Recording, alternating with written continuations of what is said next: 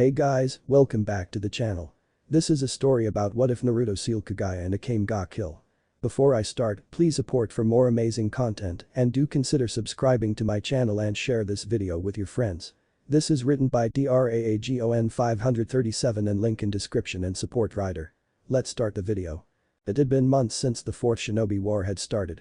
Kabuto had finally been defeated by the Uchiha brothers, Itachi and Sasuke.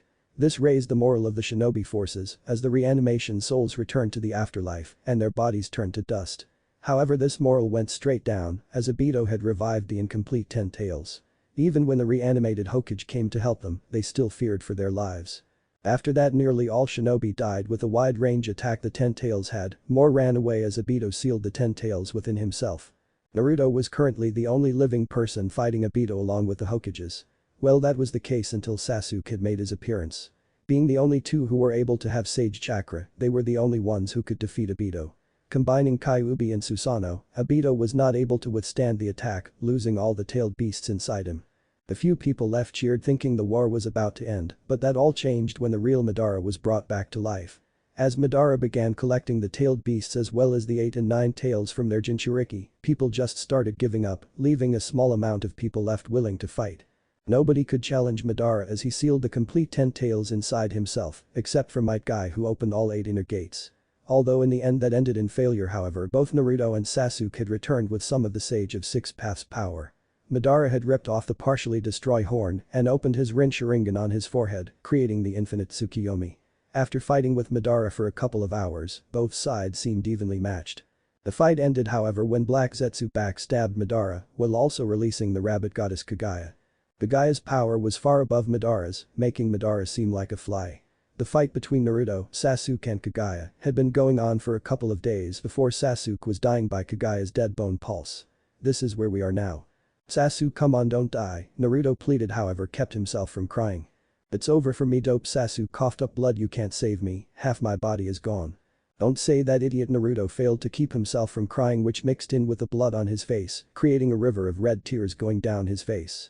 We can get someone to heal you. There's no one left, what is the point? Sakura is dead, Tsunade is in her Tsukiyomi, as well as all the other medics, plus no one can heal this. Sasuke smiled sadly. I'm sorry I have failed you, Naruto, Itachi. Sasuke closed his eyes as his heart stopped beating and Sasuke Uchiha had breathed his last breath, dying in his best friend's arms. Meanwhile, Kaguya just stared at the blonde, crying as she was reminded of her sons in the two in front of her. It did not have to end this way, you could have given me your chakra and none of this would have happened.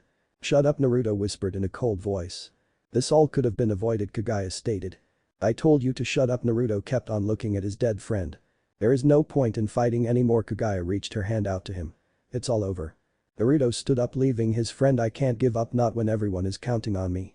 He turned around, hair overshadowing his eyes. I will not allow you to win, not when Sasuke gave me this power. He moved his head up so he was staring at the goddess. Kaguya frowned. So that is what he was doing, he was giving you all his chakra, even all of my son's chakra. I will not lose. Naruto looked at the palms of his hands to see the symbols the Sage of Six Paths gave him and Sasuke to seal Kaguya. He looked her in the eyes, showing his eyes have changed to Sasuke's Rin Sharingan in both eyes. I can't lose when Sasuke has trusted me to finish this. Kaguya sighed. Even with both of your powers combined you can't win. She stared intensely at him. I can't risk getting close now, he has both parts of the seal. Kurama, how much more chakra can you give me? Naruto asked his furry fox. Nothing, you have already used up all my chakra. Sorry kid, but you are on your own, Kurama panted as he was all skinny as he had no more chakra. Damn it, I don't know if I have enough chakra to beat her. He narrowed his eyes and clenched his fists, feeling the dried blood crumbling off his skin. Any ideas? Naruto asked.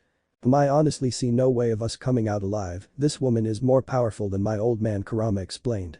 However, there might be something we can do, but if we do this, we might fail and will definitely die. Even I won't be able to reform if I am killed by her. Naruto nodded in understanding. But first, do you still have that blade your sensei gave you? What blade? Oh, do you mean Zabuza's sword Kakashi sensei gave me? Naruto wondered.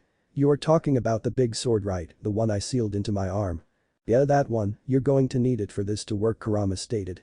First, you are going to use that eye's ability to get close to Kaguya. Second, Kaguya will most likely attack you, so using the sword as a temporary shield to get closer to her. Thirdly, you will seal her away as she is killing you. Kurama looked depressed, but it will not work if she is too far away or doesn't attack you and backs off, meaning you will have wasted all your remaining chakra, so we will be dead anyway. We have no other option, do we? Naruto asked. Afraid not, kid, we can't even run, she can see much further than those human Hyuga. Kurama spoke, like he had given up. She may be able to see all the way around the earth until she sees herself for all I know. Kurama looked at the blonde sadly. Goodbye kid, sorry for being such an ass in the past, maybe we will see each other in Shinigami's world. I know we will see each other again Kurama, goodbye you old fuzzball, Naruto replied with a smile. Coming out of his mindscape he saw Kaguya not making a move but just analyzing him. He unsealed the executioner's blade while she made a bone emerge from her palm. I hope your plan works Kurama, his eyes widened and glowed, then in less than a second he was right in front of her. Ah, you are so easy to predict, Kaguya spoke. You are on the last of your chakra, so you try to finish this fight in one shot. Kaguya fired the bone from her palm right towards Naruto. I told you it was pointless to continue fighting. And I told you I will not lose. Naruto teleported again inches in front of her. You will not harm my mother. Black Zetsu unattached itself from Kaguya to block Naruto, but proved to be pointless as Naruto cut him down with his sword. Naruto grunted as his wounds from before opened up as blood spilled out in a quick pace. I will not allow you to continue. Naruto sealed his sword and put his hands forward to try and seal her. I have waited too long for this, I will not have you ruin this for me. Kaguya opened up a dimensional portal and started to go through it. You are not getting away. Naruto used his remaining chakra to teleport one last time and placed one hand on her shoulder. The other hand however was stopped by Kaguya holding his wrist. They both landed on a sandy desert as their godlike battle turned into what looked like a children's fight, except with stronger people. Naruto was currently straddling her, trying to force his hands on her to seal him, while Kaguya was holding his wrists to stop him. They rolled over, swapping positions a few times before Kaguya tried to throw him in a portal she created. See how long you can survive in there. Kaguya finally managed to push him, but like most moments like this Naruto flailed his arms and just barely. He happened to grab Kaguya with both hands and pulled her into the portal that started to close on him as Kaguya's power was being sealed.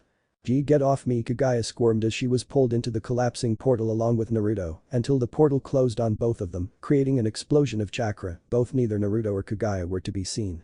Unknown location. Naruto opened his eyes but quickly shut them because of the light. Ah, young Naruto, welcome back. Naruto opened his eyes slowly and turned his head towards the voice. Can you stand Naruto? He strained his eyes as his vision was blurry, but eventually after blinking a few times the image became clear. Oh, it's you old sage guy. Naruto breathed heavily. What happened? Am I dead? No, you are not dead, but not alive either. You are in limbo. You can never be alive or dead in here, the sage of six paths spoke. But this is also just your mind, you are alive on the outside, wounded but alive. He raised a hand when Naruto was about to speak. I know what you are going to ask, we don't have much time here, so I want you just to listen to me. He sighed. Yes, you were successful but also unsuccessful in sealing Kaguya. So I failed. Naruto started, but the sage hit his staff on the ground silencing him. You did in fact seal Kaguya so I can release all those in Infinite Tsukiyomi, but the unexpected has happened. He started. You and Sasuke were meant to seal her together to stop any accidents, but you sealed her yourself, which worked like how your father sealed Kurama. He pointed towards Naruto's gut. You seal all other tailed beasts within yourself, but not only that, but Kaguya herself. I don't get it. Wasn't it meant to seal her on the moon or something? Naruto asked with his confused face. It doesn't matter how this happened, but how we will deal with it. He made the water rise into a mirror. Take a look.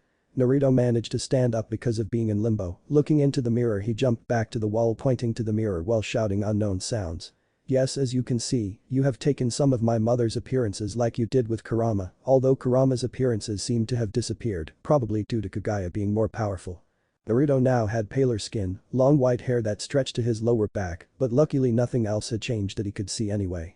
Wow, I look sort of cool like this, but I wish I had those cool horns instead, or the sage silenced him again. No, this is not cool or something you should want, you could be taken over by Kaguya in an instant if you are not careful, he shouted. You're lucky Naruto that you had some training trying to resist releasing Kurama when he always tried to free himself using you, because Kaguya will be a lot harder to keep under control. But that would be easy, all I have to do is not undo the seal, right? Naruto asked and stated. It won't be that easy, it is only because of your willpower that you are in control, you lose that power, she will take over your body for good. The sage started fading. It looks like time is nearly up, I almost forgot, you are on your own from here on Naruto, that portal that shut itself on you has teleported you to another world, I'm sorry, but it seems this will be your fate as I am unable to teleport you back. The sage was about to disappear, but stopped although he was transparent. Follow your path Naruto, and a bit of advice, just try and make friends with my mother, even if you still can't trust her, try to make her see what she is doing is wrong, might save you a lot of trouble in the future. With that Naruto then blacked out. Elsewhere. Naruto opened his eyes again. Where am I? He tried to sit up, but it took him a few times trying before he could get up. He looked around seeing he was in a forest covered in ice and snow. Really, here of all places, he sighed, looking at his wounds to see the major ones had closed, but the smaller ones still had blood running out them staining the snow.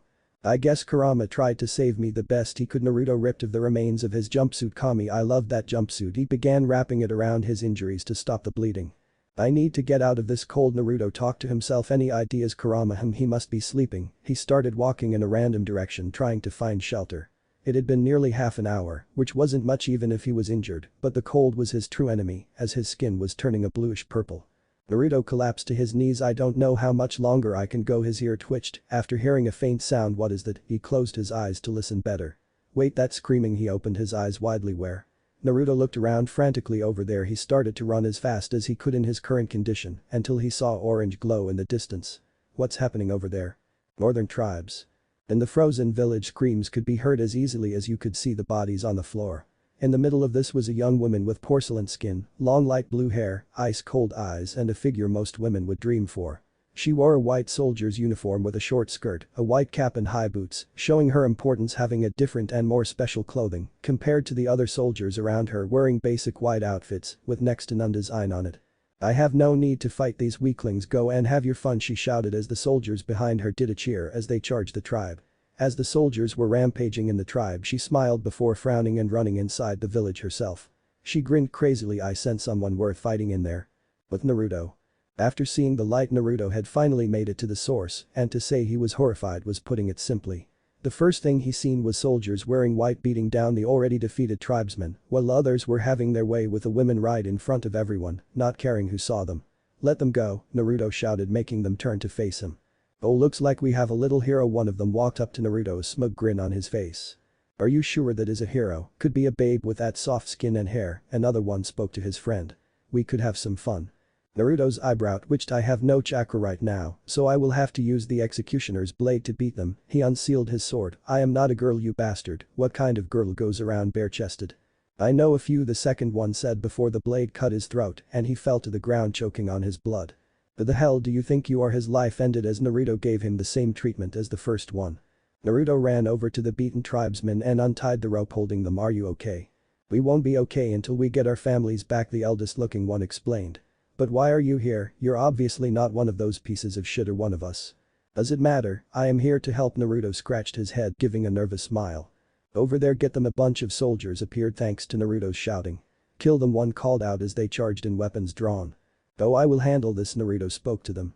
Are you crazy, kid? You will be killed, the youngest of them spoke. Then I must be crazy. Naruto waited for them to run. I have got this, he ran swinging his sword at the soldiers. It took him nearly no time at all to finish them considering their skill level. Naruto panted, his injuries taking a toll on him. Well, aren't you interesting? The woman walked up to Naruto swaying her hips unintentionally. General Esdeath, Sim shouted, we're saved. Drawing her rapier, Esdeath pointed it towards Naruto. I'm sure you won't disappoint me, will you? An ice wall surrounded both of them. Let's have some fun. Esdeath had a sadistic smirk on her face. I can sense it, you are strong, aren't you? She laughed crazily. Naruto had turned to the appearance of Esdeath and had gulped, taking a step back. In his mind he felt something off about her. It wasn't her power that made him gulp, and facing Kaguya was a lot more terrifying than the woman in front of him. It was her smile, the look she gave him. Everyone powerful Naruto had faced had always been emotionless or had frowns. The predatory look she gave him, licking her lips like a starving beast. Naruto wasn't going to admit it, but that look scared him.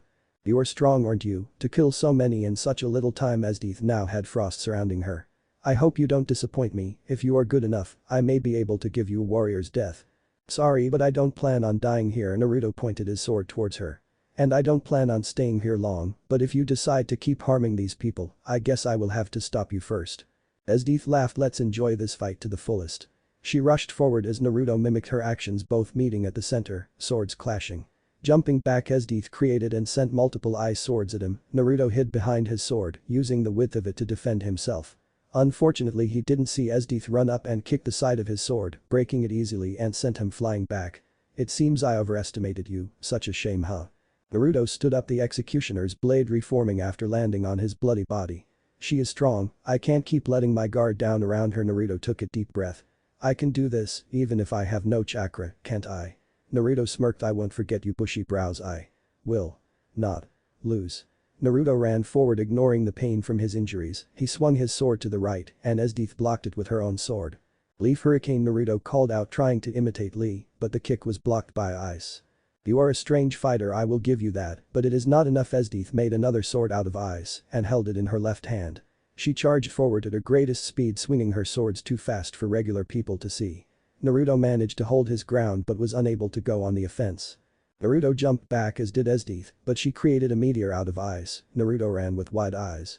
If I just had chakra, he remembered the pervy sage, saying jutsu would not work if he had no chakra left and it may kill him. I have to chance at creating a clone using the ice as cover. Luckily it seemed to work, Naruto just having enough chakra. As his clone ran to stall Esdeath as Naruto closed his eyes and remained still to collect nature energy. A minute later and he received two memories of his clone. Crap, maybe it has to do with everything being destroyed and on fire, but I can't seem to get much nature energy here. Naruto dug underground to under Esdeath. Think you can hide from me? Esdeath was about to stab the ground with her rapier, but 4 clones came into existence kicking her up. The real Naruto bursts out of the ground punching her stomach making her go higher. The clones kicked her back down to the ground. Uzumaki barrage. Esdeath landed on the ground with a thud and now Rasengan barrage. Esdeath widened her eyes as Naruto came down with a spiraling ball. An imperial arms. She created a dome of ice to protect her, but it did nothing as the Rasengan easily broke through the defense and drilled into her stomach. Naruto panted feeling the nature energy disappear. It's over. He stated seeing the Rasengan had ripped the clothing where it hit and the damage it had caused her. Shouts from the soldiers echoed through the ice walls. There is not many of them left, he sighed. Naruto raised an eyebrow when Esdeath stood up stubbornly. Esdeath looked at him straight in the eye. I am not weak. I am strong, so I will not be the one to lose here. She narrowed her eyes. I have decided you will be my pet. She took a step forward, then fell forward as blood ran down from her lips. It's over, I have won, Naruto stated as the ice wall surrounding them broke, thanks to Esdeath being unable to fight. He looked around then closed his eyes, sensing all the people left in the village were the soldiers around him. Naruto smiled. The villagers have escaped, time to go. Naruto jumped over the soldiers rushing towards him. He sighed easily getting away until a sword of ice pierced the back of his shoulder making him fall, but the sword didn't have enough power to cut deep. He ended up falling down a cliff. Why is it always me? Esdeath punched the ground. The first time she felt so weak he could have killed me, yet he let me live. She seethed in anger. Did he just take pity on me? General Esdeath, are you okay? She was picked up and helped to stand by a short silver-haired woman wearing the same as Esdeath except undamaged. I don't need your help, Negenda, Esdeath stated stubbornly. Negenda sighed. If you don't mind me saying, you really are an idiot. Esdeath just laughed at this. Esdeath had a look of a hunter at the moment, wanting to make Naruto her loyal servant. Meanwhile, Negenda was thinking the opposite. If someone like that fought with a rebellion, I might join myself after all. It's not like I have anything to lose except my head. In Naruto's mindscape. Well, that was anticlimactic. Naruto blinked, lying on his back. Very true, Naruto, a cold voice echoed. Naruto sat up to see Kaguya eating a carrot. Why are you just eating a raw carrot? Naruto pointed out dramatically. I am a rabbit goddess, so of course I will eat carrots. She ate the carrot at a scary speed. Better than your obsession of eating ramen because carrots are healthy. Naruto gained a tick mark on his forehead. Ramen is the food of the gods. The guy laughed. No, it's not, and that is why I changed you. He looked at her with a confused face. I made you hate ramen. Hair overshadowed Naruto's eyes. I also got rid of your crappy habits and replaced with some of my wonderful habits. No one takes my ramen. Naruto dived at her, taking both of them to the ground. He pulled her hair making her flinch. Eat carrot, ramen. Freak. A carrot appeared and she started slapping him in the face with it before shoving it in his mouth. So how does the taste of victory taste like? Isn't good. Naruto forced the carrot out of his mouth. How about you taste it instead? He turned the carrot then pushed it towards her. Stop. Kaguya squirmed trying to stay away from the carrot. It's been in your mouth already, don't you dare put it in. She was cut off when the carrot was forced into her mouth. So tell me, how does the taste of victory taste like? Naruto mocked before he was kicked in the balls. Why the balls? You should never hit a guy in the balls. He rolled on the ground in pain. Kaguya placed a foot on his chest. Well, you shouldn't try to deep throat a girl with a carrot, should you? Oh, you two are so cute together, but could you start getting to the physical part of your relationship? A few giggles sounded just after. The two of them looked to where the noise came from only to see the Biju staring at them with their usual grins. However, they seemed to be a bit different. Their size was the problem. Now they were all the size of the average house pet. Come on, kid, what are you playing at? A true fox outsmarts the female and mates with her, Kurama lectured. Naruto got up as Kaguya standing on him and he recovered from the kick. Both stared at the now normal-sized fox with 9 tails. Give us a show. Matatabi had a little nosebleed rip off her clothes and make kittens. Before any of the others could speak a word, both Matatabi and Kurama were assaulted by the two white-haired godlike beings. If anyone else wants to say anything, go ahead, both spoke simultaneously while cracking their knuckles. All the Biju shook their heads except Shukaku. I bet you will want to squeeze her melons like I want to crush someone in my sand. Shukaku was then added to the assaulted pile. Outside Naruto's mindscape. Naruto opened his eyes to see a pair of red eyes staring down at him. He is awake. He blinked as he sat up, looking around he saw two girls and a man. The first girl had the pair of red eyes, long black hair that went down to her knees. She wore a sleeveless black mini dress with a red tie and white collar. She also had a red belt, high-knee black socks, black boots, and red bracers with black gloves. She also held a katana in a black sheath. The second girl looked very similar to the first girl, except she had shorter hair and twin tails, and had black eyes.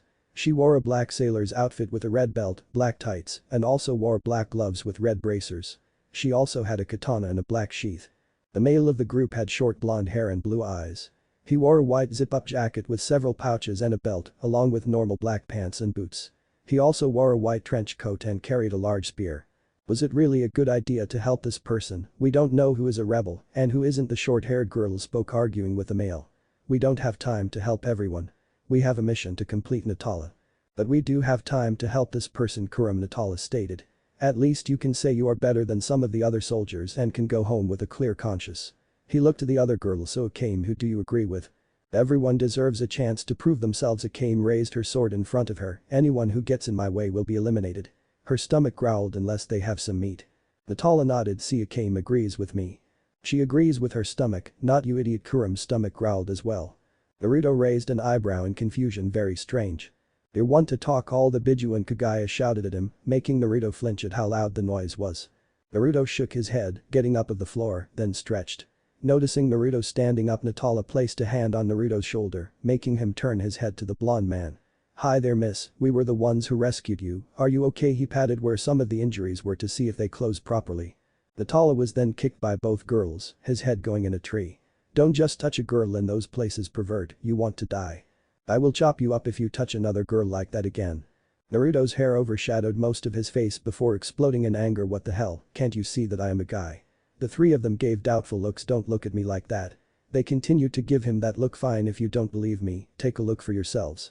Without even thinking, Naruto dropped his clothes until he was naked from the waist down. See. Natala just looked away, sighing. Kuram giggled childishly, covering her mouth with her hand while wiping a little blood from her nose. Akame went bright red and coughed into her hand. Well, sorry for the mistake, but do you mind? Naruto looked down before pulling his clothes up in a rush, then hitting himself in the head. Why did I do that? He spoke with a blush before he was met with a sword pointing to his face. Kuram was the one holding the sword. Tell me, who do you serve, the Empire or the Rebellion? She brought it closer to his neck. Choose wrong and you will die. Don't answer, you will die anyway. I serve no one. I don't actually know where the Empire is. And I can't say I have heard of a rebellion, Naruto answered. Kuram withdrew her sword. So you are a fighter for hire then, you can't be anything else with a body like that. Naruto nodded to try and stop the questions. Liar. She raised her sword again. A fighter for hire would naturally go to the Empire to seek jobs, everywhere else has no money to pay a fighter like you. Naruto sighed. I don't know how long I was out for, but I have regained most of my chakra, I should be able to deal with them or get out of here. Naruto's eye glowed and he appeared 10 feet away behind them. Look, I don't want to fight you. It's too late for that. Kuram charged at him. Wait, Kuram, don't rush in like that, Akame shouted, but she didn't listen, continuing to run ahead. Naruto sighed, a Rasengan forming in one hand. When did I get such good control? He shook his head of such thoughts before teleporting right in front of Kuram, slamming the Rasengan into her gut, sending her flying back. Seeing this, Natala and Akame drew their weapons. Sorry, but I can't stay around here. Naruto teleported away from the three. Damn it, I let my guard down. Kuram stood up, then coughed up a small bit of blood. He is strong. You are an idiot, Kuram, he could have killed you, you have to be more careful. And Natala put her arm around his shoulder for support. Don't risk your life like that again, you might not live after it next time. Akame remained silent, staring in a random direction, which was where Naruto was. He is not a target, I will not have to follow and eliminate him. Chapter end. It had been 4 years since Naruto had found himself in the new world. A lot of things had happened over the time he had been there, with constantly traveling.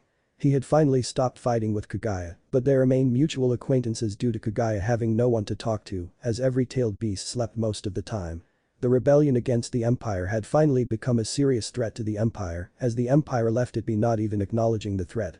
There were numerous things Naruto had heard, being a spymaster of sorts like his pervy godfather. He had changed a lot over the years, changing his appearance, although for some reason he couldn't get himself to cut his hair, but changed the style into what he remembered Jiraiya's hair was like, although his hair was straighter than his godfather. Naruto was more mature now, losing his bubbly nature, although it was still there. Being like that reminded him of his past, so he kept it to himself, like an emotionless Itachi Uchiha. Naruto was currently walking down a forest path. You know Kaguya, I never really asked, but why do they call you the rabbit goddess? Sure, you eat carrots, but that won't give you that kind of nickname. That is sort of a mystery because, to be honest, the title appeared out of nowhere. You have company. Naruto looks to his right to see two men wearing white winter-looking outfits, cowering from a large creature. An earth dragon, I believe, not too strong, uses its own weight to attack, very slow creature as well. He jumps between the earth dragon and the two travelers. The earth dragon raised its arm and was about to attack, but its arm fell off, being cut. A young man with brown hair and green eyes. He wore a light brown sweater vest, black pants and combat boots with a sheath for the sword on his back, while he was wielding the sword with both hands. Naruto watched in boredom as the young man cut the dragon much more than he needed to, killing it. "Whoa, that was amazing, you're really strong," one of the travelers commented. The young man landed in front of them, then looked at them with a cheery grin. "Well, it was nothing really." He rubbed the back of his head. "I'm Tatsumi, by the way. I'm going to be one of the strongest people ever." Naruto lost interest in the conversation and had started to leave. He sighed, sensing the young man was catching up to him. As Tatsumi was about to put a hand on his shoulder, Naruto grabbed his wrist and threw him over his shoulder. "I don't like to be touched," he stated, trying to walk past, but Tatsumi stood in front of him. "What's your problem? I was only wondering if you were going to the capital so we could walk together and I could protect you." Tatsumi scratched his cheek, which hid a light blush. "You didn't have to throw me or anything." Naruto's eye twitched, noticing his blush and him looking at his chest. "So, this is how it feels for women getting looked at by perverts. I can't blame them for hitting those guys. It is quite annoying." He shook his head. "I have no problem. Yes, I'm going to the capital. You may walk with me, but I doubt we will have much conversation, and you can't protect me because you are nowhere near my strength," Naruto answered. "There are all your answers, and also I am a straight guy, so stop looking at me like that." Tatsumi laughed. "That was a good one. You don't even look like a fight, much less a guy." He wiped a tear from his eye. "Don't worry though, I keep my word. I will escort you to the capital for your protection." Naruto rolled his eyes at Tatsumi walking past him, while Tatsumi followed behind.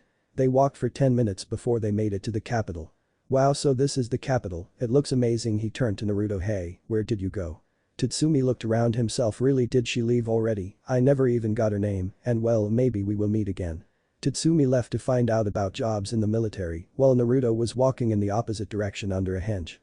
Naruto was now looking like a genetically common person, as everyone else he knew from the previous world had some problem with their appearance, either being too odd looking or would just attract too much attention. The henge wearing common clothes that would look sort of poor, not too much that people would want to rob him, and not too little that everyone would look disgusted at. "You know, Naruto, if you just crushed that ice bitch, you wouldn't have to deal with all the hiding." Shukaku shouted in his usual crazy voice. "I don't just kill everyone like you would. I really don't want to be a crazy maniac like you. What's wrong with being crazy? It is more fun that way." "How's it? It would get boring after a while, a very dull life." "Oh, and if you are not crazy, then your life is interesting, a load of crap." "Will both of you shut up? We have to listen to this crap as well," Kurama shouted, interrupting them, making Naruto grumble and Shukaku have a rant.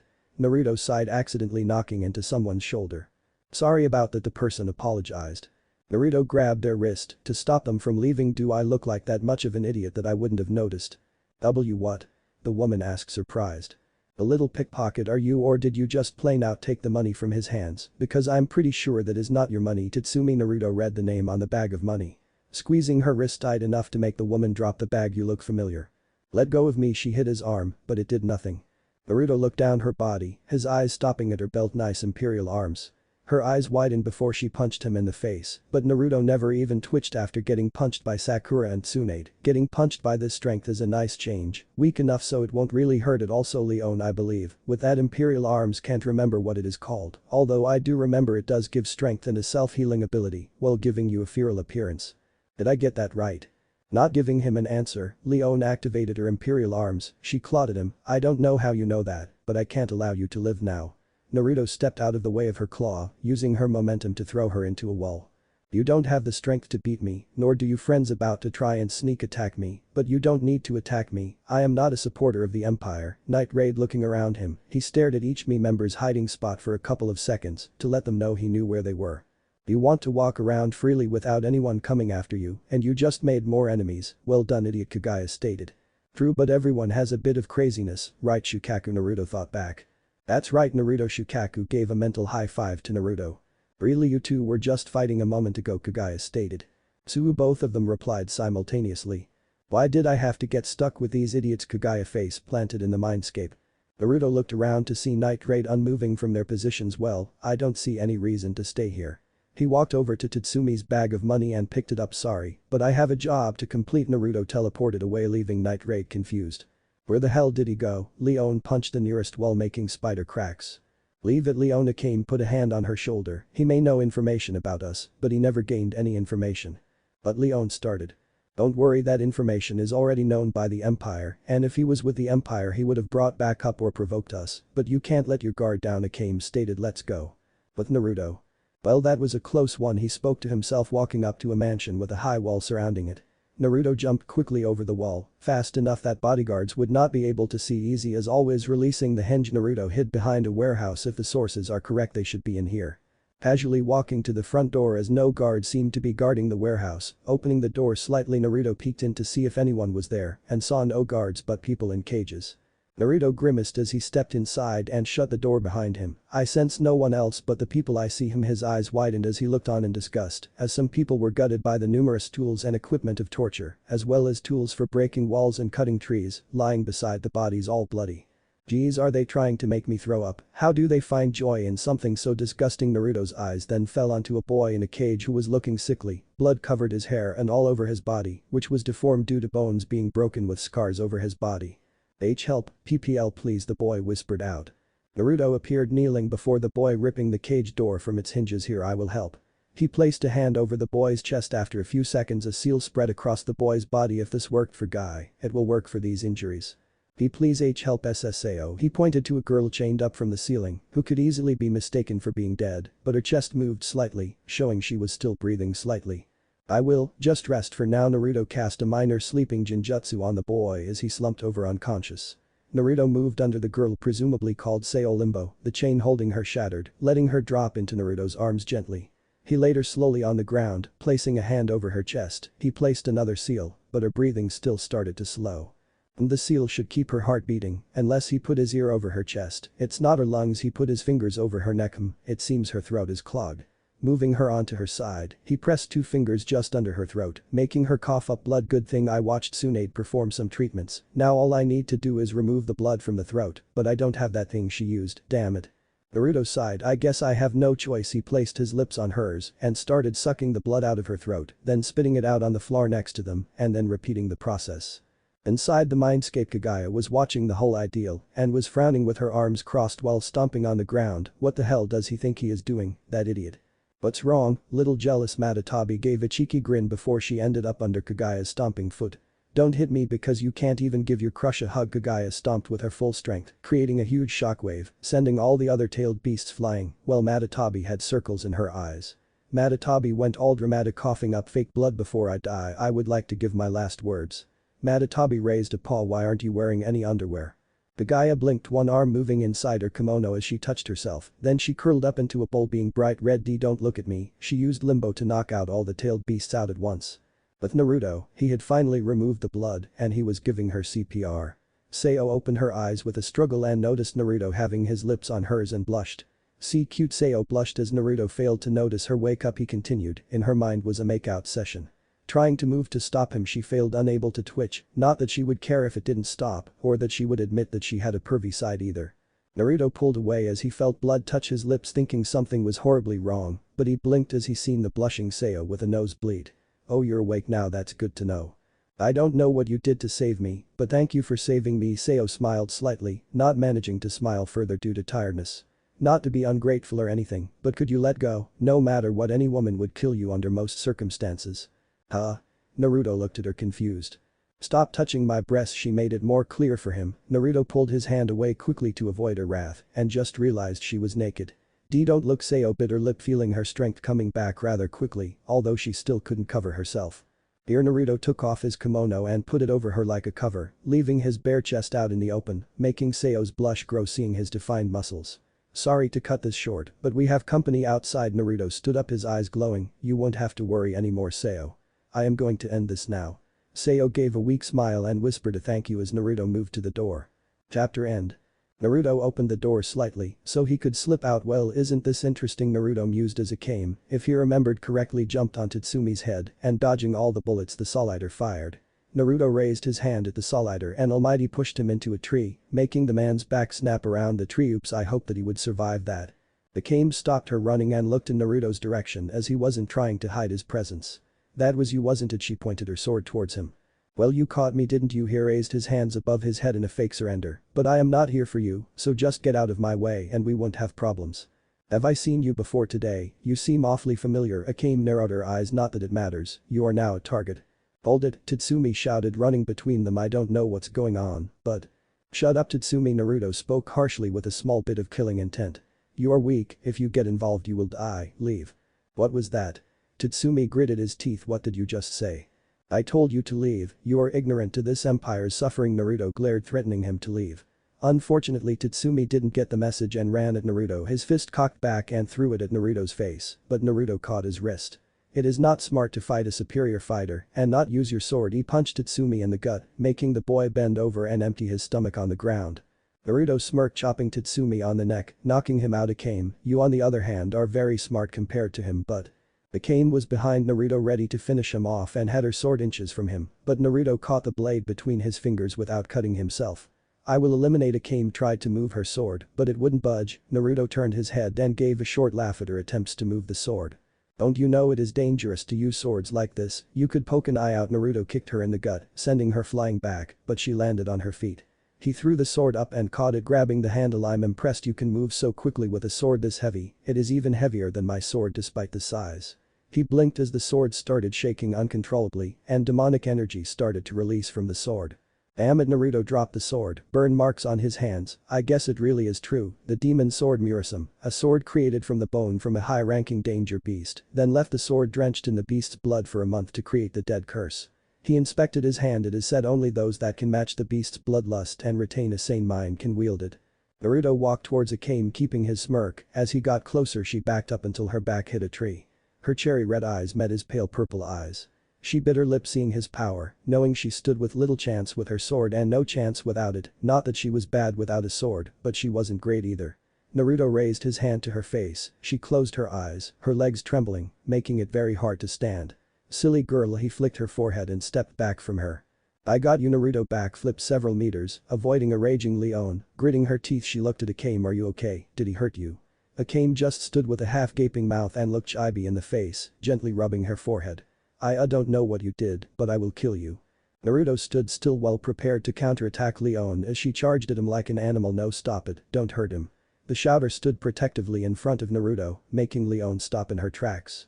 Sayo, don't get in the way, you will get hurt, stay behind me. Naruto placed a hand on her shoulder. The seal I put on you may have healed you quickly, but the seal, like everything, is not perfect. You should not push yourself. It's lucky you can stand, much less move around, and relax. I got this. Tatsumi twitched as his eyes opened slowly. What happened?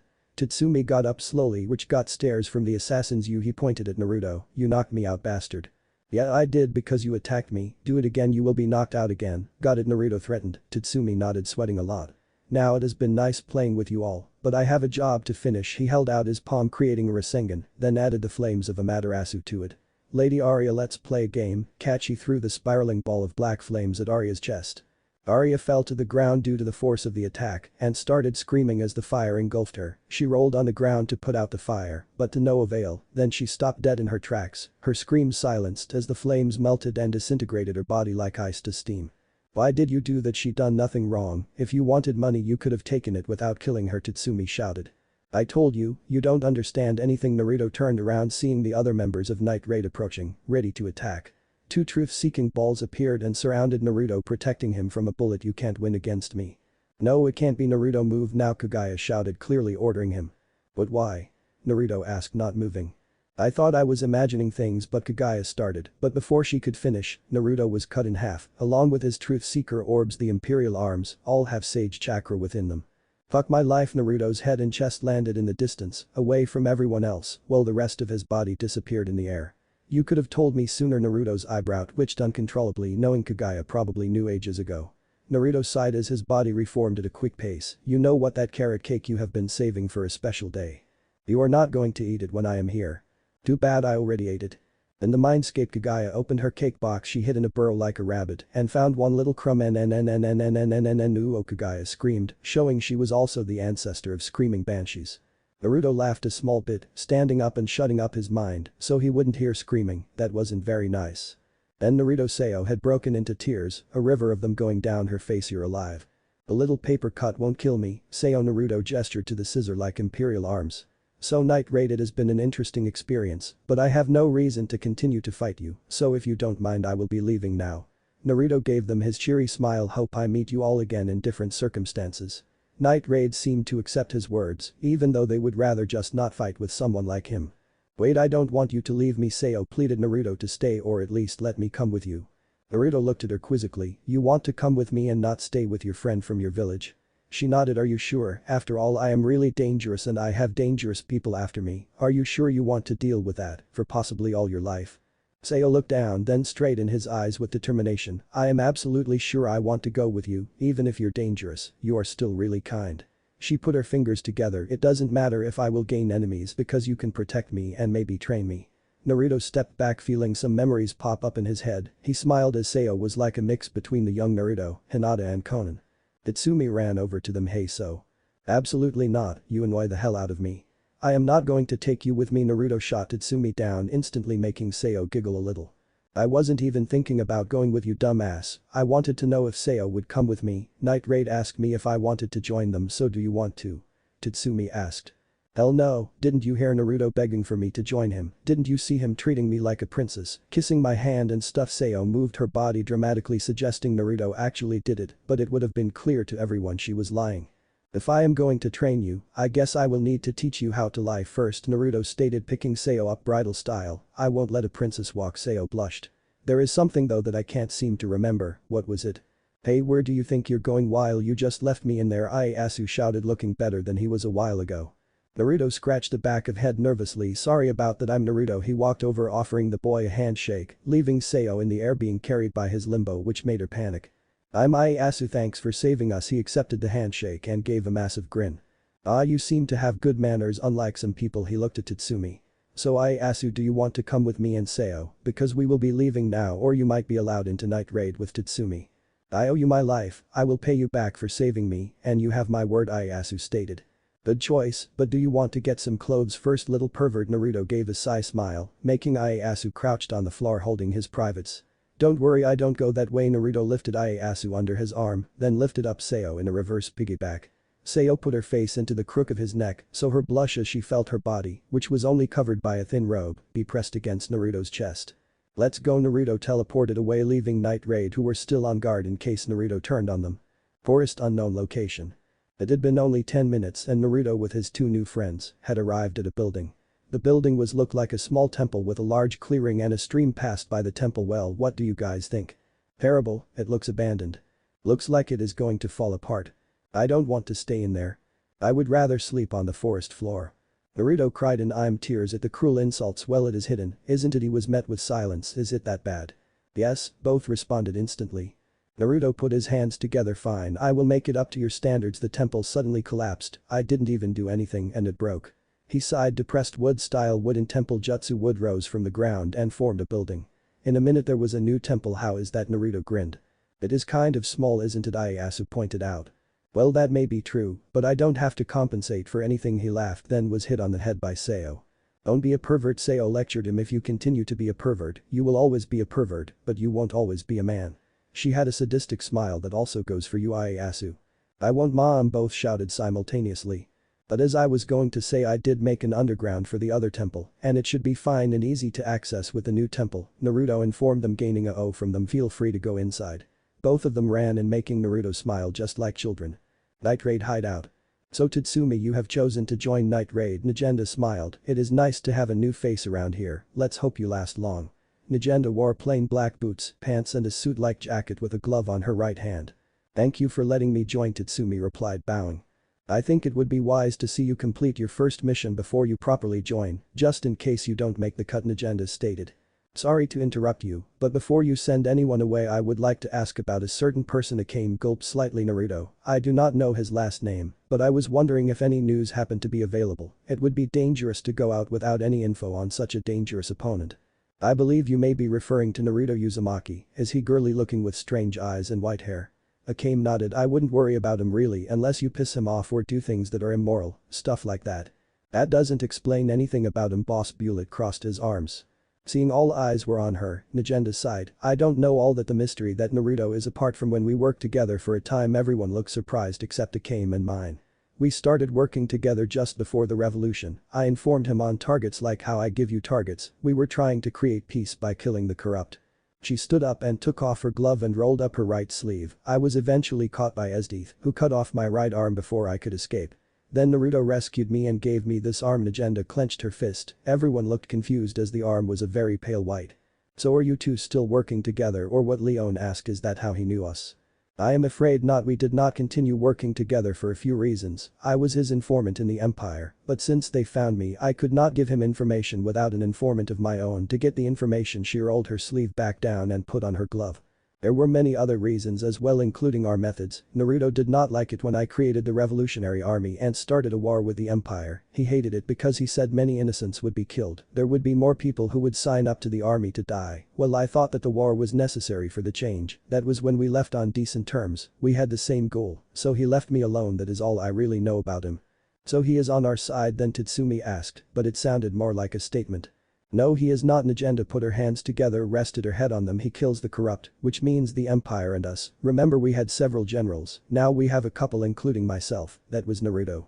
So if he is attacking our side, why don't we kill him or at least stop him? Tatsumi shouted in outrage, while the others remained silent thinking about Naruto. That would be impossible. I believe he is strong enough to defeat the Empire by himself. The only reason he doesn't is that innocents will be killed and he needs good people who know how to lead to be in charge. Najenda stated, just take my advice. If you are a good person within, he will not hunt you down. If you are, you just dug your own grave. That is also the only reason that he spared Esdeath those years ago. Oh okay, Tatsumi spoke in understanding. Now on to your assignment. It had been almost a month since Naruto had brought Sayo and Ieyasu to his hideout. Both of them had settled into their new life easily. The only thing that wasn't easy was Naruto's torture. Naruto had told them with a small smile, not even disguising the word torture with training.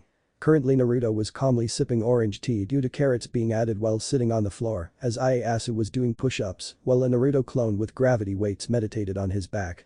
On the other side of the training grounds, Sayo was sparring with another clone, using the strength of a weak Tigu user or strong person without a Tigu. Both of them had changed over the month, becoming more mature and aware of the world, along with everyone suffering in it. Ieyasu had become slightly taller, now standing at 5'10", and his hair had become wilder than before. His body didn't look like he had ever been in a serious condition like the month before, and he looked better than average, not hard to do with most starving being too poor to buy food or being overweight because they bought so much food. Ieyasu wore a plain white t-shirt with a dark red hoodie, black pants with steel toe-capped boots. Under his hoodie he had arm guards and under the shirt he had mesh armor. Sayo remained the same height at 5'9", and she had hair clips to keep her growing hair out of her eyes. Her body had also recovered to what it was before, not even a scar remained. Sayo had returned to be a stunning figure which Naruto had experienced when Sayo accidentally fell on him, although he wouldn't make a move yet. Sayo wore a mesh shirt with a vest over it. She also wore a white battle kimono like Naruto, but never had Tomo on it, although had unique motifs instead. She wore a short skirt underneath which was hidden by the kimono, mesh tights, and also steel toe-capped boots and arm guards. Naruto never changed except for his hair, the right bang being braided. It wasn't his choice per se, it was Sayo's. She had tricked him and annoyed him to no end, unable to take it out without ripping his hair out. Naruto grinned, however he was going to get her back, he was a former prank master after all. And finally Kaguya had changed, something Naruto regretted somehow. Flashback. It had been 2 weeks since he saved Sayo and Ieyasu. Naruto had just finished speaking with his spy contract and walked all the way back to the hideout. Deciding to get some rest, Naruto went into his mindscape. Hey, anyone awake? All the tailed beasts grunted, being asleep. Naruto sighed peace and Naruto heard his name being called. Quiet. Naruto walked over to the voice. He stopped in front of a changing room. I'm here. Kaguya peered out to check it was Naruto. She looked around before grabbing him by the collar and dragging him in without saying a word. She put her face right in front of his, millimeters apart. I need your honest feelings about this, she gulped. What do you think? She stepped back. How do I look? Naruto blinked at the sight. Kaguya was wearing a seductive bunny outfit that looked like it was too small. His jaw dropped as he looked at her figure. Come on, say something. Naruto remained silent for a while longer. I can't believe it. I know that the kimono she wears was very baggy and too large for anyone to wear, but how could she hide those? Naruto mumbled. Incredible. Kaguya widened her eyes at the compliment and gave him a bone-crushing hug. Thanks, Naruto. She released him from the hug. I have other outfits to try on, wait here. Naruto nodded dumbly. She really is a goddess. No normal person could have those natural curves. They are at least twice the size of Granny Tsunade, maybe bigger. Okay Kaguya, what other outfits did you want to show me? Just you wait and see. Kaguya winked, making Naruto blush slightly. Kaguya chuckled at his embarrassment as the bunny outfit ripped under the strain of holding her breasts back, letting the outfit fall to the ground.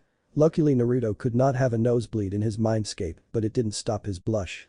Kaguya looked down with a red face. Don't look, she shouted, covering his eyes with her hand. Naruto flailed at her action. Stop doing that, you're hurting my eyes with your hand. Stop struggling, Kaguya spoke in a quite harsh tone. Naruto grabbed her hand and started to push her back. Would you? Kaguya slipped on the bunny outfit, dragging Naruto down with her. Kaguya blinked as her face turned tomato as Naruto was on top of her, his lips on hers, his tongue inside. Naruto widened his eyes and pushed himself up, his face tomato as well as saliva still connected them, although that was the least of his problems. He needed to prepare himself for the worst beating, especially since it was Kaguya's lower lips he kissed. I'm so dead, Naruto whispered out. Flashback end. Naruto sighed. Luckily he was smarter now and could understand her feelings now. Remembering after the incident, Kaguya never gave him a beating. She hugged him and kissed him on the cheek, whispering in his ear, don't leave me. Naruto smiled, remembering she made him hug her for hours. Women are so confusing, it is like they are a different race. Naruto-sensei, Sayo called him. Naruto looked over at the girl. Hey, are you listening to me? Naruto stared at her. What is it? The clones just disappeared by itself, Sayo pointed out, surprising him. Is something wrong, sensei? Well no, nothing is wrong, I was just thinking it is about time you guys should take on a contract. Naruto lied to them. He really did not want to tell them what he did with a hot girl in his mind. It would sound crazy no matter where or how you said it. He did not want to look like a creep with strange fantasies, after it is not common to have anything sealed inside you.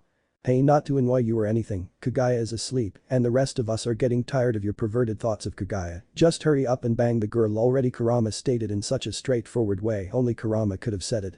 Honestly, no matter how strong or smart you hairless monkeys are, you are crap at expressing feelings. Kurama grinned from the mindscape. I mean, I confessed to Matatabi as soon as I realized I loved her, and then we did it all night, Kurama stated boldly. Yet after the half hour to get it up, I still remember it clearly. You were so small, Matatabi butted in the conversation. But I am big, you were begging for more, Kurama shouted. I thought you weren't putting it all in, Matatabi responded, making Kurama flinch. To compare the sizes between tailed beast and human, you would only be 4 inches, maybe 5 if you push it. So what it is all about, technique, Kurama started, but Naruto cut off the connection. He really didn't need to hear that. Hey sensei, you blanked out again. Ieyasu waved his hand in front of his face. Did he get hit on the head? He looked at Sayo. Only one way to find out. She grabbed his face, then pulled him closer, placing her lips on his. She let her tongue explore his mouth. Ieyasu quickly turned a small blush on his face, seeing an opportunity. Sayo rubbed between his legs, which got his attention. Naruto jumped back with a small blush. So Sayo, you like me? He stated the obvious. Maybe, maybe not. Sayo stuck her tongue out.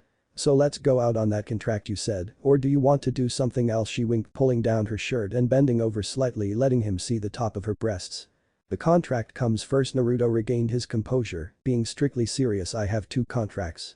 The first is a rich merchant named Gamel, who bribes his way out of crime and kills anyone who is a threat to him. Gamel himself is weak, but he is usually surrounded by bodyguards. Naruto laid down a picture of Gamel. The next target is a captain named Ogre. He takes bribes and frames innocent people, then kill them. Naruto put down another picture. I will take on Ogre, Sayo stated, taking Ogre's picture. Then I will take Gamel. Then Ieyasu took the picture. Are the bodyguards strong? No, they are common foot soldiers, nothing to worry about after the torture I put you through, but don't let down your guard, Naruto advised them. I will be watching you and will only intervene if you are about to be killed, so get ready in 2 minutes or else. They nodded and ran off to prepare. If they do good, maybe I will give them an imperial arm, after all I can't use them. Imperial City. Naruto made a clone to follow Ieyasu, while the real Naruto followed Sayo as she was about to make contact with Ogre. Sayo had a sweet smile on as she walked towards the captain. Ogre was grinning. Being drunk, he still managed to walk straight. Excuse me, Sayo spoke in a slightly nervous voice. You're Captain Ogre, right? Ogre looked down from his tall height. Yeah, and who are you, little lady? He hiccuped. What do you want? I hear you can get rid of someone for me," Seo twiddled her fingers acting nervous. "And who told you that?" Ogre demanded, getting tense, ready to cut Seo's neck. A friend of my dad said so, I think his name was Chamal. No, Samal. No, that wasn't it either. Oh, that's it, Gamal. Seo acted. Ogre felt the tension leave his body as he put a hand on his face. That little slimy bastard and his big mouth, not that it matters, you look like a girl with money, or at least your father does. He motioned her to follow him. Let's talk somewhere quieter. Seo followed him to an empty street. This will do, so you want to get rid of? The person I want to get rid of is. She pulled out a bow and arrow in next to no time from under the kimono. She shot the arrow before he could draw his sword, the arrow piercing his chest. How was that? Seo gave a thumbs up to Naruto on the roof. Naruto rolled his eyes pointing towards Ogre as he started to stand up, the armor he wore saving his life. I will kill you, bitch. Ogre ripped the arrow out and charged at Seo, unsheathing his sword. He slashed down, aiming to cut her in half, but Seo jumped back, letting the sword break the ground, showing Ogre's strength. Who are you anyway? Don't tell me you are one of those rebel dogs. Night Raid. Ogre narrowed his eyes as Seo laughed. No, I belong to an independent group called Biju, Seo stated, drawing her bow again. You are a target, lots of hard feelings. Alright. I won't die, in this city might makes right, and since I am strong that makes me right. Ogre charged again, the weak should just obey or die. He slashed again, but Seo sidestepped him, firing the arrow where the last arrow went point blank. Ogre wheezed as the arrow punctured his lung and out his back. I will kill you, I will not die. Ogre tried to slash her side, but she jumped above him, slashing his single eye with an arrow. Before he could even cry out in pain, Seo fired the same arrow into the back of his neck. With his throat distraught, he let out a gurgle instead of a scream. Both landed at the same time. Ogre face first dead in a bloody mess, and Seo landed gracefully in a crouched position. So how was that now? Seo looked a bit sick yet happy. Bad start, you were too overconfident in the arrow's strength and never noticed him getting up. If he was skilled and I wasn't here, he would have killed you. Naruto gave her his brutally honest opinion, making her depressed and clench her fists, but that doesn't matter, you will get stronger. He embraced her, kissing her forehead. I will always protect you whenever I can. She snuggled into the crook of his neck as he rested his head on hers. Thanks, Seo whispered, but next time kiss me on the lips, idiot. She spoke even quieter, but Naruto heard her. Sure, but you're paying for dinner, Naruto chuckled. Seo giggled. You are some guy, making a woman pay for dinner, meanie. She moved her head to look him in the eyes. You should laugh more often, it suits you. I can't, it reminds me of things I would rather forget. Naruto looked away in pain. If that is the case, then I will help you, I will share your pain, I will heal your heart. Seo moved her head closer to his, Naruto did the same. Seo moaned lightly as Naruto's hands traveled down her back to her behind, squeezing slightly. Just as they were millimeters away, Naruto quickly kissed her cheek and stopped embracing her, leaving Seo standing there with a confused face. Sorry, but I am not going to kiss you, Naruto stated, making tears appear in the corner of her eyes. No, actually I will kiss you, just not here with that ugly bastard on the floor. He pointed to Ogre, as well as that annoying bastard. As on cue, Tatsumi ran towards them. What the hell, what are you guys doing here? Ask him. Naruto pointed to Ogre. Well, I guess I have nothing to complain about, and the boss said you were really powerful, so she would understand if you killed him, Tatsumi sighed. Well, there goes my first mission. Oh me, I had nothing to do with this, it was all Seo here. She's super strong, a lot stronger than you. Naruto nodded in agreement with himself. She is so smart too, so beautiful. She is a goddess, and my work here is done. He smirked as Seo went bright red at the compliments. There's my mission accomplished, time to go. See ya, Tatsumi. Seo waved as she held on to Naruto as he teleported away. But Ieyasu had an easier job locating his target than Seo, as Gamal literally flaunted his wealth and power.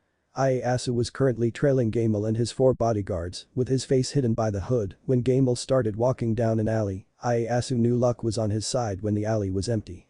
Ieyasu took out his hatchet and started to walk faster until he was right behind them, but they didn't notice. In a swift movement, Ieyasu chopped the hatchet into a guard's neck, killing him and alerting the others. Ieyasu span round, throwing the dead guard into another one.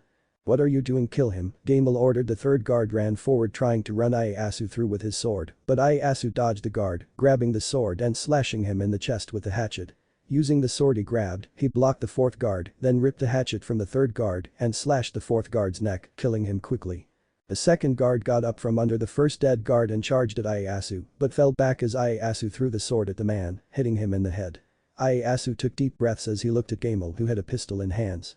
Stay be back or I will shot. Gamal was shaking crazily. Ieyasu lifted his hatchet above his head. I warned why. Gamal fell to his knees, clutching his shoulder as Ieyasu threw the hatchet. Ieyasu charged forward, kicking the rich man in the face, knocking him on his back. It's over. Ieyasu ripped the hatchet out his shoulder. Wait, I can give you whatever you want, money, power, land, women, anything, Gamel pleaded for his life.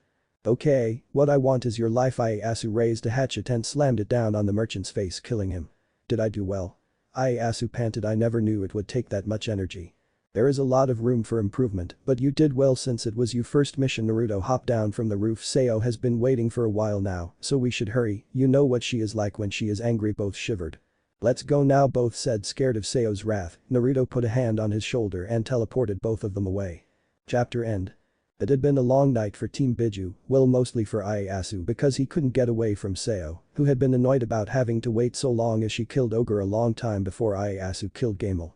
Naruto on the other hand just used a clone to distract her while he was getting a scroll with certain Tigu. Naruto strolled out to the training ground and blinked, ignoring the indescribable scene. He coughed to get their attention while his clone dispersed.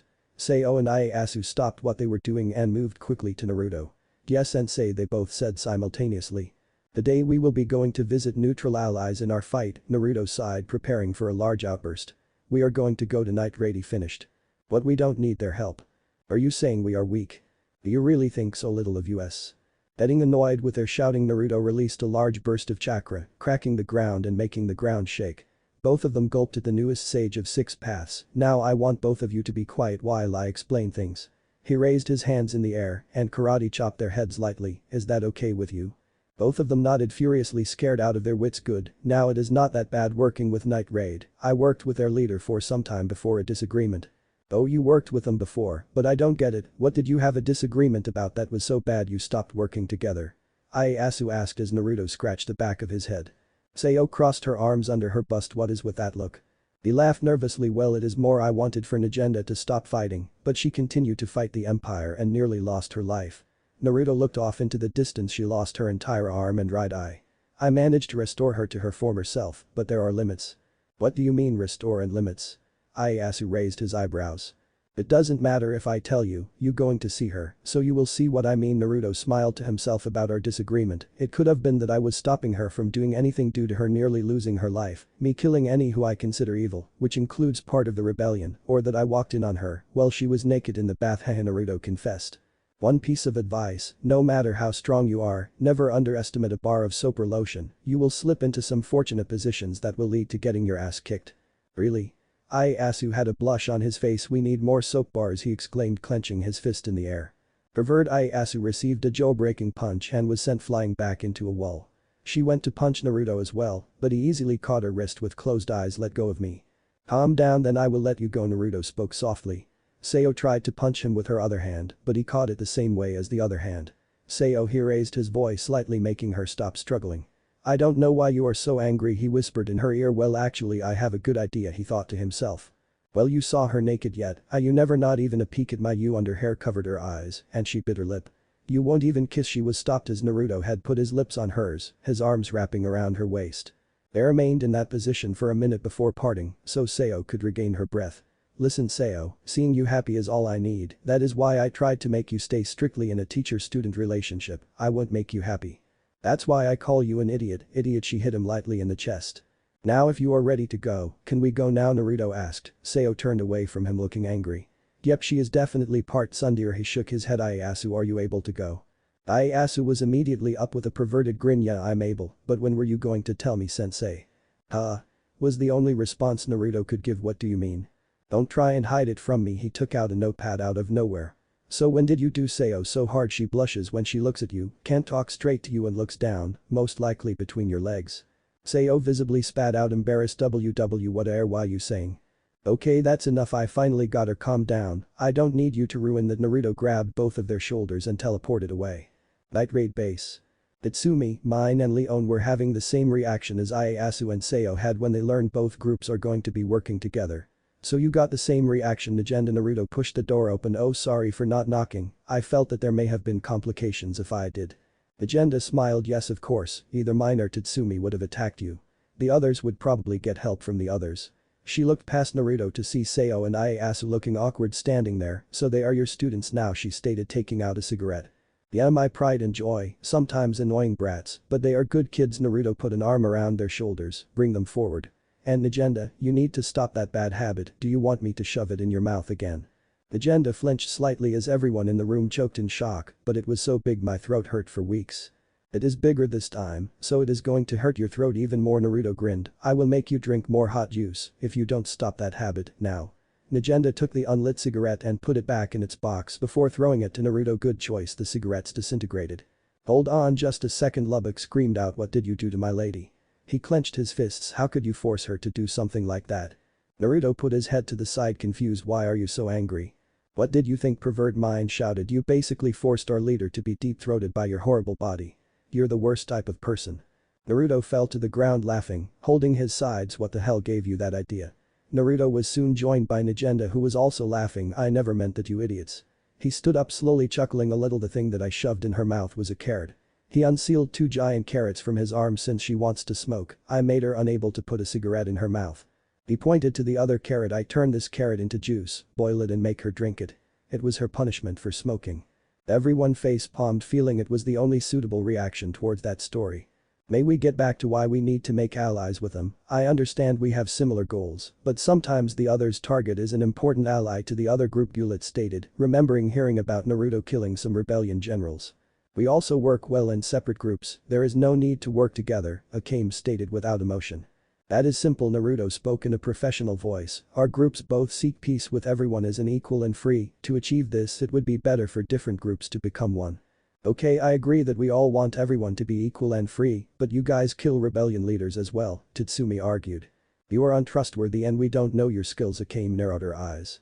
Well, if you want to know my skills, well, it is polite to show yours first, and it always is ladies first, isn't it? Naruto gestured with his hands. And anyway, didn't you see my power yourself? I believe you are using an illusion, as people don't grow half their body back after it is cut in half, but I need to be certain. Naruto smirked at her comment. Fine, how about a little wager? He stared right into her eyes. If I beat you in a sword fight, you will stop asking such questions about my skills and other stuff, but if you win I will be your personal slave, that will do anything you want me to win it has to be a direct hit, Naruto wagered, leaving everyone in shock. It seems you are overconfident, that is unwise, are you sure that is all you want to wager? Akame asked. What the hell, Akame, there was literally no risk involved if you lost, why did you say that? Tatsumi glared at her stupidity. Akame blinked at him. It will make things fair, after all we do fight for equality. Naruto nodded in understanding. Fine, if I win, he pointed around the Night Raid members, you and the person you consider closest to your skill level will be my students in my group and you will both be my personal maids. He put out his hand. Deal? Deal. She shook his hand. Let's go outside to the training ground. Sure, lead the way. Akame walked outside with Naruto following closely behind. Everybody else just stared at the scene with open mouths, nervous laughing and one smirk. Should we follow them? Yeah, we should. In the training grounds, Akame and Naruto stood a fair distance from each other, both having wooden swords. The rest of the group stood back watching with interest. Ieyasu and Seo were not worried about Naruto, believing in him completely. The members of Night Raid were slightly afraid, doubting themselves. They believed in Akame, but they also saw Naruto's strength. Although it was a sword fight, Akame's specialty, what was there to worry about? May I ask? Naruto pointed to Night Raid. Who would be joining you if I won? And for someone near my skill level, Tatsumi is clearly out of the question, Tatsumi shouted in protest. I can't really compare mine due to totally different fighting styles, I also can't compare Lubbock. Akame tapped the ground in thought, so it would be out of Shield, Bullet and Leon. She put up 3 fingers. I don't think Bullet would be a good maid, and Leon hates you with her guts, so Shield would be the most logical option. That is fine, Agenda, if you would please start us off. Naruto got into position as did Akame. Agenda kept her distance and raised her hand. Are both of you ready? Both nodded. Begin. Both never moved an inch, both just stared at each other. After a minute of silence, Naruto moved slowly towards Akame, his face emotionless. Akame tensed as Naruto started to get closer and closer. He raised his sword above his head with one hand, leaving him open. Taking the chance, Akame quickly closed the gap, thrusting her wooden sword forward, aiming for the heart. Foolish. Naruto brought his sword down, hitting the tip of her sword, knocking her off balance.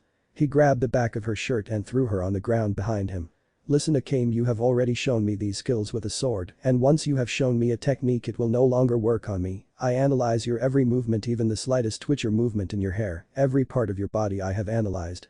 That's impossible, Tatsumi stated. Akame took a deep breath. Then I will have to show you something else then. Unfortunately, Naruto rushed with his full speed right in front of Akame. You are too late to do that. He swung his sword full force, destroying her sword. Akame closed her eyes, bracing to be hit, but it never came. She opened her eyes again, only to be poked gently in the forehead with his wooden sword. Akame blinked. I lost. Naruto sighed yes you did, and I just got two beautiful maids. Akame gave her chibi look, while Shield smiled like usual, probably not understanding or remembering the situation. Naruto flinched as Sao glared at him with her arms crossed. I can just tell this is going to be painful, he muttered, feeling the glare go right into his soul, not even noticing a large amount of killing intent from his mindscape. Why did this have to happen to me? Naruto was rolled up into a ball crying. Behind him was his base about to collapse. The reason, one clumsy maid, one tsundere angry more girls were here and was arguing with them, a pervert literally punched through walls with seals to make them stronger, and finally an angry bunny in his head was giving him the biggest headache of his life. He remembered where it all started to go wrong. Why did I let Ieyasu pick the maid outfits for the two of them? Ieyasu, being the pervert he is, got a revealing outfit for Akame and Shield. To put it in comparison to other clothes, Akame's normal skirt was 5 times longer, there was nothing covering the midriff, the top exposed the bottom and top of the cleavage, it also had no sleeves. That created the hole in the wall. Sao also didn't like the thought of others seducing her. Naruto, even though Akame denied it honestly, Sao didn't believe a word of it. Similar to Sao, Kaguya didn't take too kindly of there being more girls to seduce her. Naruto, although this was in a mindscape, so creating a sledgehammer that weighed 200 tons was easily possible. The tailed beasts just hid in the corner of the mindscape shaking in fear as Kaguya kept hitting Naruto with the hammer, repeating, am I not good enough for you? That was a little over 7 hours ago. Naruto was now recovering after the painful session, luckily by sorting everything out, but there was a bit of irony. Since maid outfits were too revealing and inappropriate, Sao suggested they wear swimsuits instead. Kaguya even agreed to that, which just made Naruto want to slam his face against the wall at the logic, but underwear is way more revealing than a skimpy bikini, meant for someone of mine's figure worn by two well-developed women for some reason. For that very reason Naruto had to put a seal on Ieyasu to stop him being a pervert, so none of these kinds of things happened again, and he had to put a seal on the bikinis to stop them from ripping. Here's your tea, master. Naruto was brought out of his thoughts as he looked at his new maid. Thanks, Akame. Naruto gave her a small smile, then a confused look in the carrot. She placed the carrot in his other hand. After a minute Naruto just gave her a look. What are you doing? I was wondering if you need anything before I go back to work, Akame stated more than a question. Yeah, I do. He patted the ground next to him. Sit down and have your lunch. Naruto unsealed a large bit of meat on a bone which was covered in sauce, making it sparkle. He refrained from laughing as Akame immediately sat down beside him, lifting the meat up above her head and ate it like a wild animal. It was funny to see as the meat was actually twice her size and her never gained weight, although he had to look away a couple of times as the sauce literally covered her, well, she didn't care. You didn't have to be a pervert to admire the view, a well-endowed woman wearing a bikini that covered her areolas barely while fighting to keep her breasts inside the bikini and was a centimeter off exposing herself down there. To top it all off, the sauce went into all the right areas. Thank you, Akame mumbled, getting Naruto's attention from her body to her eyes. Thank you for the meat. She gave a small yet awkward hug. Anytime. So where's Shield? Please tell me she isn't doing anything that could turn out to be dangerous. Naruto gulped. No, I let her rest, there was nothing else to do except fix the base after we destroyed it. Akame started to clean herself like a cat to get rid of the sauce. She doesn't actually know she is doing something very provocative, it's Itachi v 2.0. Naruto sighed. Okay, enough messing around, we have a mission. Well, you guys do, I am just going to observe your skills compared to an arguably weak Tigu user. He stood up stretching. I'll get everyone else you change into something more suitable for fighting in, tell Shield as well. Akame nodded, running off. I think I really should get the two of them bikinis that are a different size. I need to make the bikini as small as I can without being caught. Damn it, Jiraiya, you are in my head even now. An hour later. Naruto sat on a wooden throne-like chair while everyone stood patiently waiting for him to speak. Akame and Shield had their ordinary attire on. All of them had their weapons ready now that everyone's ready. Naruto gave them a serious stare. This is a mission of utmost importance, however this is not an assassination mission, I want the target alive for answers. Ieyasu, Shield, I want the two of you to confront the enemy. Zank the Executor, he holds the Tigu of Foresight but has little skill without it, but don't forget the power of a Tigu. He looked over to Akame and Sao. There will be soldiers that will try to interfere, I want you to kill them, do not let them into the area. He closed his eyes. I will also not be there to protect you if something goes wrong, plans change, and I need to see my informant. But Naruto. Naruto was now hinged into a female maid, wearing a proper decent outfit. He had hinged into Kaguya, except for the horns and third eye, and was walking around the empire, taking a deep breath. He knocked on a door. Excuse me, my lady, may I come in? Yes, you may enter, a light yet commanding voice replied. Naruto entered the room, closing the door behind him. It took you a while to get here. Sorry, my lady, but you know I can't serve just you. Naruto spoke in an apologetic tone while bowing slightly. I know, it's just you are the only mate I can relate to, you're funny, kind, hardworking, and that's just the tip of the iceberg, she stated sadly. Naruto giggled. You really shouldn't say things that relate to your powers, Lady Esdeath. You may say such a terrible pun that you will be a laughingstock, you're already an idiot. Esdeath laughed while pouting. Normally anyone who said something like that would end up dead by the morning, but Esdeath was really intrigued that someone so weak would insult the Empire's strongest. It just made life a little more fun in her opinion. So what is it you would like me to do today? Naruto gave a smile. I have to find out what they are planning, he sighed internally. The reason he did not kill Esdeath was due to the fact he could sense she was not actually evil, only wanting someone who could rival her in a fight, not to mention she was quite open with information. A massage, I really need it. Esdeath took off her shirt then laid on her stomach. You need it? Oh well, maybe I should just leave now, it doesn't sound like you are desperate. Esdeath gave him a look. He sighed as he straddled her back. So what has you in big need of a massage? He unclipped her bra, then pressed his hands on her back and massaged her. Esdeath grunted from the massage. Yeah, there have been a lot of things that I have had to do. I just returned from the north, although it wasn't much of a challenge, it was just an annoyingly long journey. So that's where you have been all this time, Naruto spoke in understanding. Yeah, not much to say about it, the fight ended in about 10 minutes, it just took long to travel there and back in uncomfortable positions. Esdeath moved slightly, go down slightly. Naruto did what she asked. So what are you going to do now? Will you be going somewhere or will be doing something here in the capital? I can't imagine you relaxing for too long, you get bored very quickly. You know me too well. Esdeath made a gesture for Naruto to stop. She turned round to lie on her back, exposing her bare chest.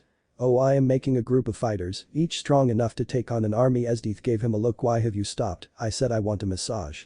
Naruto blinked. You want your breasts massaged? My lady. Naruto was blushing like crazy. Luckily the hinge covered that up, that was just from seeing her breasts.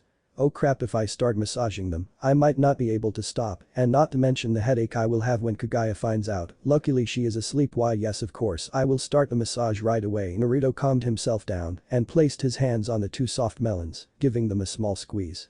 At this Esdeath moaned as his fingers sunk into her breasts. He took his hands away. She glared at him, showing she was seriously wanting the massage. He cupped her breasts and moved them around gently. I said a massage, not this gentle thing you're doing. I like it when you massage me roughly, so do it roughly, she commanded. Naruto obliged, increasing the strength of the grip he had on her and moved them around quickly. Esdeath started to lose her composure, moaning out loudly, don't stop, don't you fucking dare stop. Naruto himself was losing it, the feeling of her breasts was amazing, add that to the fact her moaning made him rather excited, and also the wetness between her legs, with his strong sense of smell, it was like asking, can you smell fire while in a burning house? Lady Esdeath, I don't know if I can stop massaging you, Naruto confessed. Good, don't. Esdeath moved his right hand from her breast. There are more places that I need massaging. She moved his hand into her panties. Now massage me. Naruto started to rub her folds.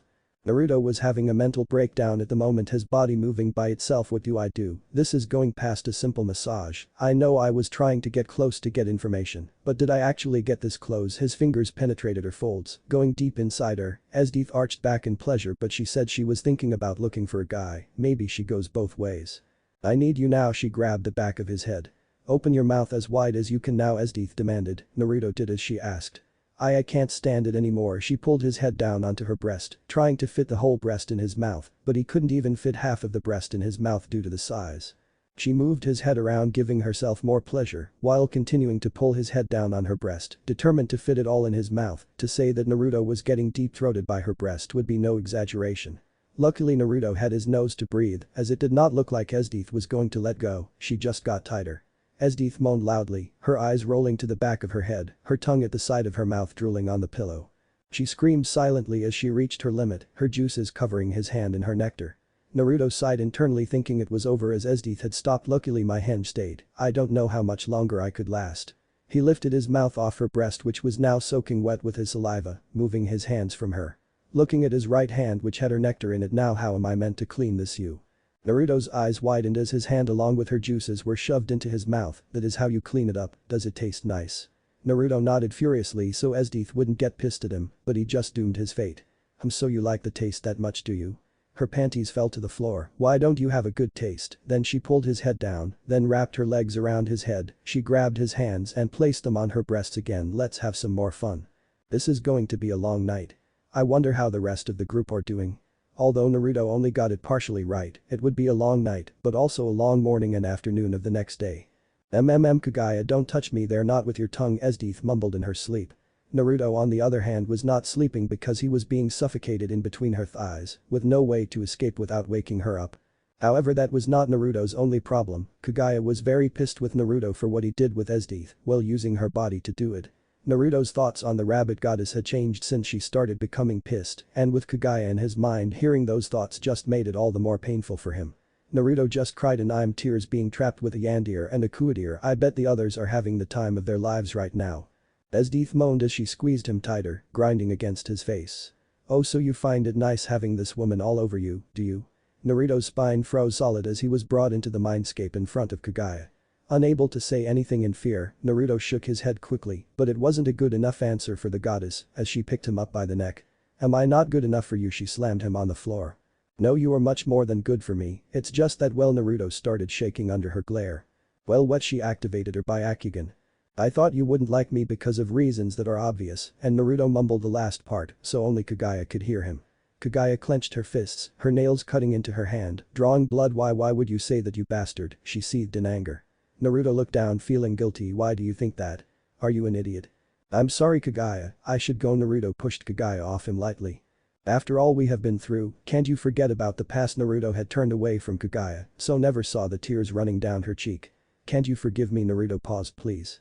The past is the past, it's your fault my life is all messed up, the pain I felt during my childhood was all because of what you did in the past. Naruto took a deep breath. I simply just can't forgive you for that, I can never forgive you. Kaguya silently fell to her knees in shock, her first true love for someone shattered like an unreachable dream. But I don't need to forgive you, do I? He scratched the back of his head. It might be a bit weird to say this to someone who potentially ruined my life, but I love you.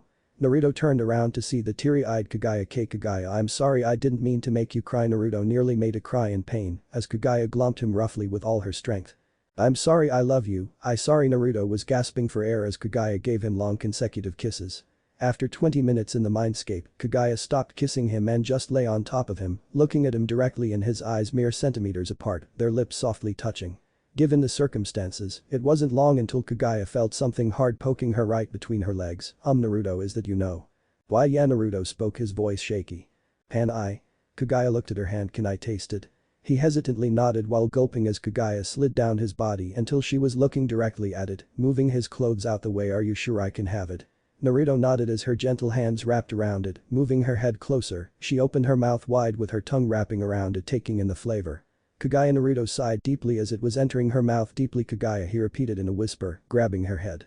Kaguya looked up at him, giving a mumbled noise as a response as her mouth was currently full. Don't put it all in your mouth, it's too much. Kaguya's reply was putting more of it in. You can't have it all in one, listen, you can't eat a whole carrot in one bite. Kaguya removed the carrot from her mouth. Well, sorry, but if you keep carrots in your pocket, I can't resist having them for a snack. Moving her other hand into his other pocket. Wait a second, is this is your Kaguya drooled, your special carrot juice you make? She quickly ate the carrot and drank the juice. Thanks Naruto. Kaguya twiddled her fingers together nervously. Can I have your carrot now? She blushed. Huh? Naruto leaned in closer to hear her. What did you say? Can I have your carrot? She repeated. My carrot? Oh, you mean that? Kaguya nodded. Well, I wouldn't mind you having it. Naruto reached into his clothes. Here is the carrot you wanted. Naruto quickly brought the carrot out. My golden carrot I sculpted. Kaguya pushed it aside. That was not the carrot I was meaning. I want your. I can't say that. She started hitting herself in the head. Naruto moved closer with a smug smile, making Kaguya's eyebrow twitch. You know what I'm asking, don't you? Naruto held his stomach laughing, just managing to stay on his feet. Yeah, but I am not going to give you that unless you say it. He smirked as Kaguya gave him the teary eyes again. That won't work on me, and I am surprised that it's tsundere. I'm not tsundere. Kaguya huffed. And can I touch it? Touch what? Naruto faked his curiosity for the answer. Kaguya shook her head, refusing to speak. Naruto sighed. Obviously she wasn't going to say it. Fine, just tell me what you want to do with it. Kaguya remained silent. Listen, the silence is getting weird. If you actually want to do something, say something.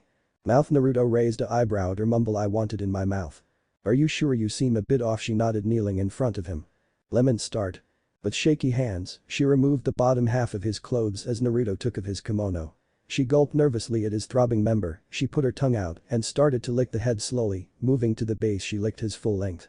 Meanwhile, Naruto grabbed her kimono and nearly ripped it open, then threw it on the ground and did the same with her bra, allowing her breasts to jiggle in freedom. Opening her mouth wide, she slowly moved forward, deciding to make it go quicker. Naruto thrusted slightly, but stopped before he hit her throat.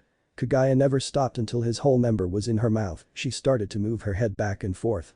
Naruto began to move his hips in rhythm to her head. God Kaguya, your mouth is amazing. He grabbed her head to move faster. He grunted, losing the control of the speed he was thrusting. I can't hold on Kaguya, I need to. He took out his member except for the head so he could release his load in her mouth. Her cheeks bulged and semen ran down her chin, unable to swallow it fast enough. Naruto took his member out her mouth quickly, with the last bit of his load hitting her directly on the face. Why do you have so much? Kaguya coughed slightly. Your turn. Naruto pulled her panties off. He laid down on his back as he motioned to Kaguya. She stood over him before squatting down to sit on his face. She laid forward with her mouth open as his member made its way down her throat again. Naruto started to lick her lower lips while his right hand played with her clit and his left hand moved round to her ass and started to finger her. She gasped as he moved his right hand and moved her lower lips apart so he could put his tongue inside her. That's not fair, Kaguya complained and moaned. That is why I'm doing it. Naruto regained his breath. I won't be beaten. Grabbing her breasts, she smothered his member before moving her breasts up and down, rapidly squashing his member. Naruto had similar thoughts as he made out with her lower lips and his right hand spread her ass while his left hand stopped fingering and was now fisting his at a fast pace. In response to this, Kaguya started to lick his head. After 10 minutes, Naruto finally got his drink as Kaguya reached her climax, filling his mouth with her juices. Kaguya, unprepared for Naruto's climax, was hit in the back of the throat with his comb and her face and breasts were also covered. Kaguya rolled over panting. So Naruto, shall we? She moved over him again. You are going to take my virginity. But you had kids. Naruto's sweat dropped as Kaguya made a face. So were they. They were my nephews and I adopted them as sons, but that doesn't matter. And now she moaned as she started to lower herself on his member. Hey, don't look at me like that, she moaned, putting him halfway inside her. Huh? Naruto looked confused. You're judging me on how long it is taking me to put all of it inside me, Kaguya complained, not realizing he didn't care how long she took. Finally putting it all in, she gasped again, covering him in more of her juices. After a few deep breaths, she smirked. You're now going to give me a few kids of my own. No, he flipped her over. I am going to give you more than a few. He locked tongues with her, neither caring if they tasted themselves. Grabbing her hips, he started to move his hips slowly, getting into a quicker pace as they stopped kissing. She moaned, feeling herself nearly fainting, only to receive another shock of pleasure. Kaguya, I need to. If take it out, you're dead, Kaguya screamed as her back arched, reaching her climax as Naruto thrusted one more time, deeply filling her insides completely, enough to give her stomach a small bulge. She spun around to be on top. My turn, little horsey.